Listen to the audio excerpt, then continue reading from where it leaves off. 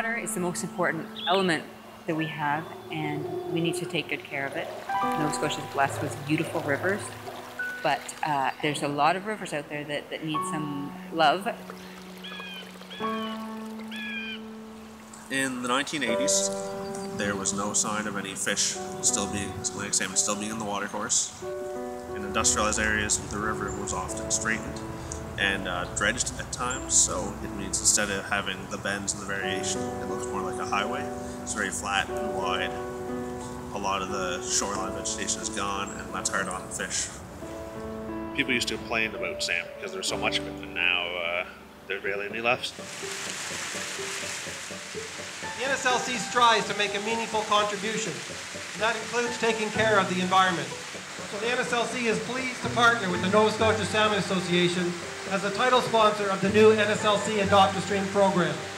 And this partnership will significantly improve our efforts towards protecting and restoring local watersheds and improving Nova Scotia's water quality.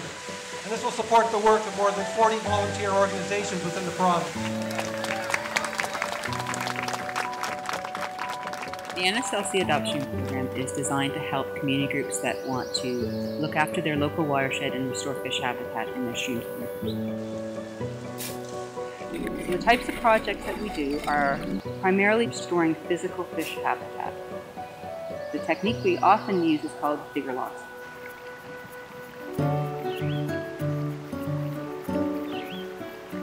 Digger logs are structures placed across the river in a certain configuration, which is meant to sort of mimic the way a log would naturally fall. Digger logs push the water towards one side of the river, and then it alternates.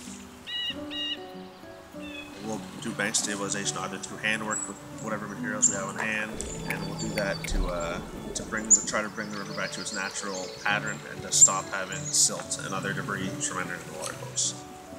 They're providing deep pools, which provide cover, protection from ice, increasing dissolved oxygen in the water, areas to feed and areas to spawn. But it's hard to know how your restoration is working if you don't know what's there before and after.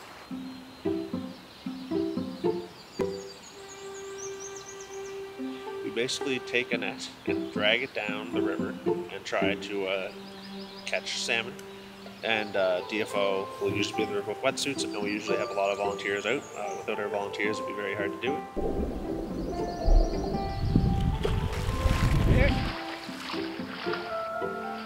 You'd go in with a boot and you'd try to get the fish so that we could take it to shore and take a scale sample and process it and see what we've got. But you walk out into the river, it's kind of cold, and it's up to your top of the chest waders, and I'm wrestling a huge salmon, and it's hands-on. Like me peeking at it. Every now and then there's cleanups, so you get to go to somewhere in the community along the river, just actually physically take garbage out of the river. We find everything from propane tanks to oil tanks to hundreds of meters of wire. The first year they pulled, I believe, over 50 cars out of a river in one cleanup.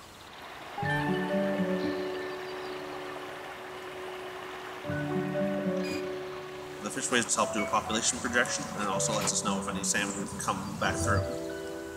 Every day we'd go check it, of course, around the same time. And finally, there was a salmon. We all just kind of looked at each other and froze, and we're like, oh my gosh, it's like Christmas, it's here, it's here. I grew up in Sackville, and you never expect something quite as large as a salmon is there. You just don't really associate large animals with the river and just how great the wildlife is in the river. It was just unbelievable. It really was. The work I do, I see the results of it. I see what it does for the community, and I see what it does for the environment.